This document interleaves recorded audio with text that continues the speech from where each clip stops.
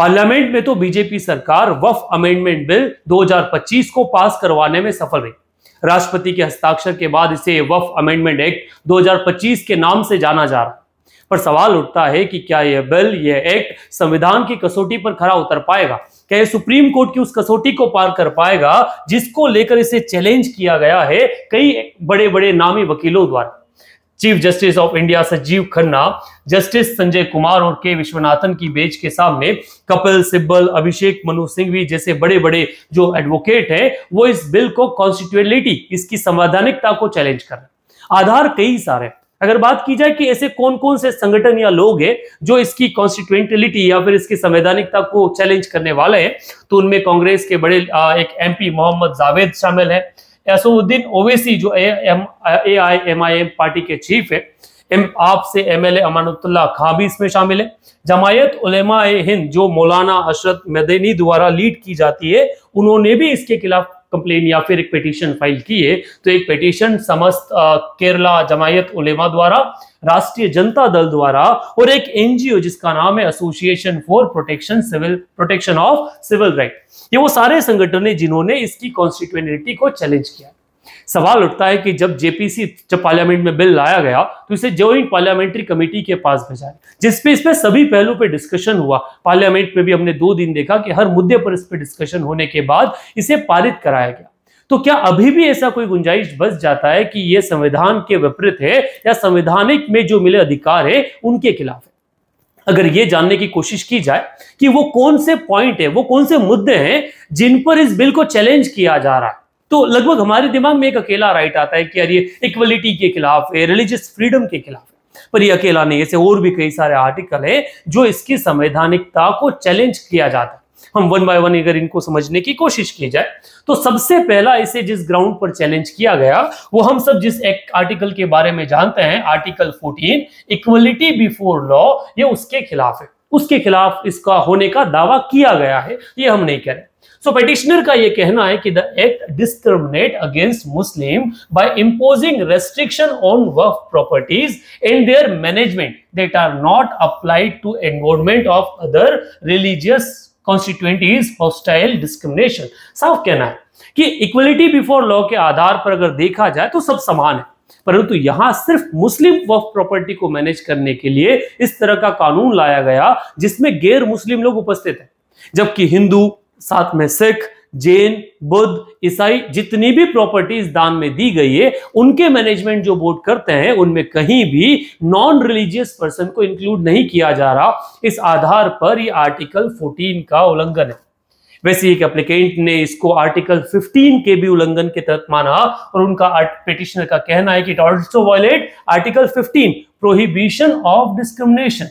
ठीक है, जहां आर्टिकल 15 का एक क्लॉज है कि आप क्या नहीं कर सकते, आपको डिस्क्रिमिनेशन खत्म करना रहेगा।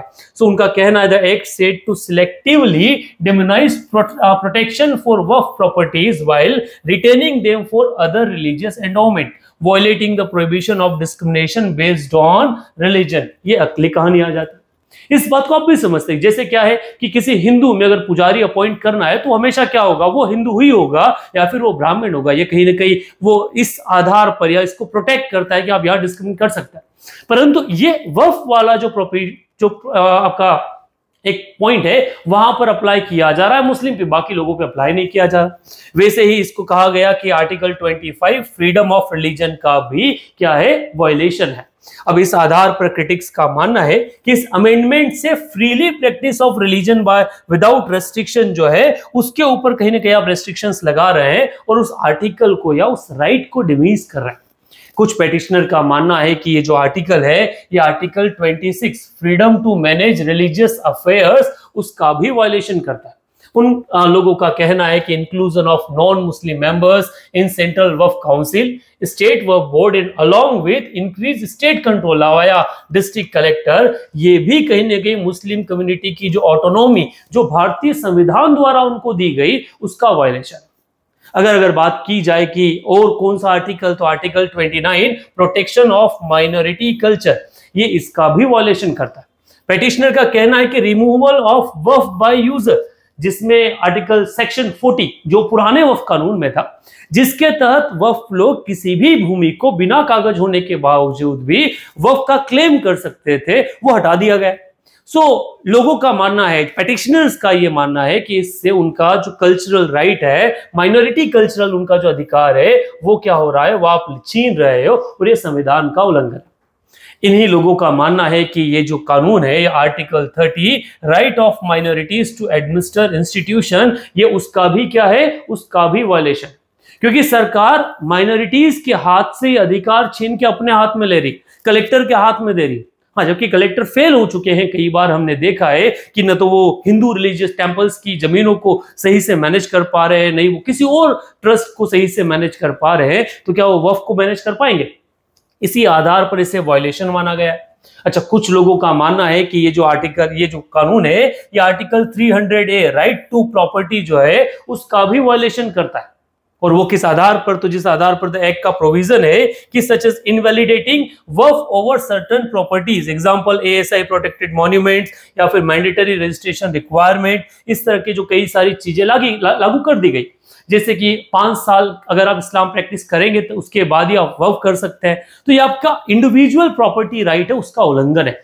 क्योंकि जमीन आपकी, आप किसे इसे दान कहना चाहे उसे दान दे सकते हैं, परंतु सरकार द्वारा यह कहना कि आप वक्फ तभी कर सकते हैं जब आप 5 साल से इस्लाम को फॉलो कर रहे हैं, ये कंप्लीटली इलीगल है और अनकॉन्स्टिट्यूशनल। इस आधार को, इन सारी चीजों को आधार बनाकर इन पेटिशनर्स जो हैं, इन पेटिशनर्स ने इसके खिलाफ कानून डाला। अच्छा, ये यहीं तक सीमित नहीं, वो तो फंडामेंटल राइट्स तक की बात थी। फंडामेंटल राइट की वर्च्यू के अलावा भी वक्फ एक्ट को चैलेंज किया गया है, इस अमेंडमेंट को चैलेंज किया गया है। और वो चैलेंज किया गया है किन आधार पर? तो पहला आधार है आर्बिट्ररी एंड सब्जेक्टिव प्रोविजन। कुछ ऐसे प्रोविजन जो जबरदस्ती लोगों को दबाए जा रहे हैं, जैसे the requirement of written deed for waqf creation removing waqf by user. मतलब अगर आप कुछ क्लेम कर रहे हो तो आपके पास उसका रिटर्न एविडेंस होना चाहिए। सिर्फ बात से आप क्या नहीं कर सकते, उसे आप चैलेंज नहीं कर सकते। तो वक्फ का जो समर्थन वाले लोग हैं, उनका क्लेम है कि भैया ऐसे नहीं चलेगा। हो सकता है किसी जमीन का डॉक्यूमेंट हमारे पास अवेलेबल नहीं हो, घूम गया हो और खाली बोल के दी हो, उसका रिटर्न एविडेंस नहीं हो, तो फिर हम किस आधार पर इसे क्लेम कर पाएंगे? साथ ही साथ उनका कहना है कि 5 year of Islam practice criteria जो है वो भी आर्बिट्रेरी है, ये भी कहीं ना कहीं क्लियर नहीं है कि किस आधार पर इसमें कंप्लीट होगा। अच्छा, ये आर्बिट्रेशन अकेला नहीं, इसके अलावा एक और मुद्दा बताया गया इन लोगों द्वारा और कहा गया कि फेडरल स्ट्रक्चर का भी वायलेशन जो है ये कानून करता है। ये भारत का जो संवैधानिक ढांचा है, जिस हिसाब से हम फेडरल स्ट्रक्चर में बंधे हुए हैं, ये कानून उसका वायलेशन करता है। कैसे करता है? तो उनका कहना है the act is accused of centralising power with union government, stripping state governments and state waqf board on their authority, which petitioner goes against India's federal principle। Her federal structure में भारत का जो इंडियन कॉन्स्टिट्यूशन है, उसमें सभी के power जो है वो डिवाइडेड है कि कहां कहां किसका पावर लगेगा। सेंटर ओवर एक्सरसाइज कर रहा है अपनी पावर का, और स्टेट गवर्नमेंट्स और जो स्टेट वक्फ बोर्ड है उनसे उनकी पावर छीन रहा है। तो ये वायलेशन कर रहा है फेडरल स्ट्रक्चर का। दूसरा कहता है कि ये तो बाकी सब तो ठीक है, ये तो जुडिशियल जो है, जुडिशरी सुप्रीम कोर्ट का भी वायलेशन है, क्योंकि सुप्रीम कोर्ट ने जब राम जन्मभूमि बाबरी मस्जिद जजमेंट दिया था तो उन्होंने उसके अंदर वक्फ बाय यूजर जो है उसको क्या किया था, उसे अप्रूवल दे दिया था।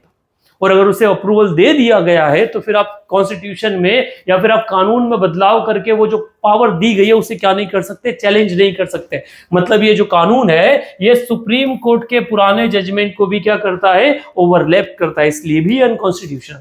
फिर साथ ही साथ जो प्रोसीजरल एडमिनिस्ट्रेटिव कंसर्न्स लगाए गए हैं कि डिस्ट्रिक्ट कलेक्टर को इतना अथॉरिटी दे दिया है ट्राइब्यूनल की बजाय, ये भी कहीं ना कहीं ट्राइब्यूनल की जो पावर है उस ट्राइब्यूनल की पावर को डायलेट कर रहा है, उसे कम घोल जो है ना उसे कम कर रहा है। मींस वक्फ बोर्ड का होना या न होना कुछ नहीं, क्योंकि सारा डिसाइडिंग फैक्टर किसके हाथ में आ गया, कलेक्टर के हाथ में आ गया।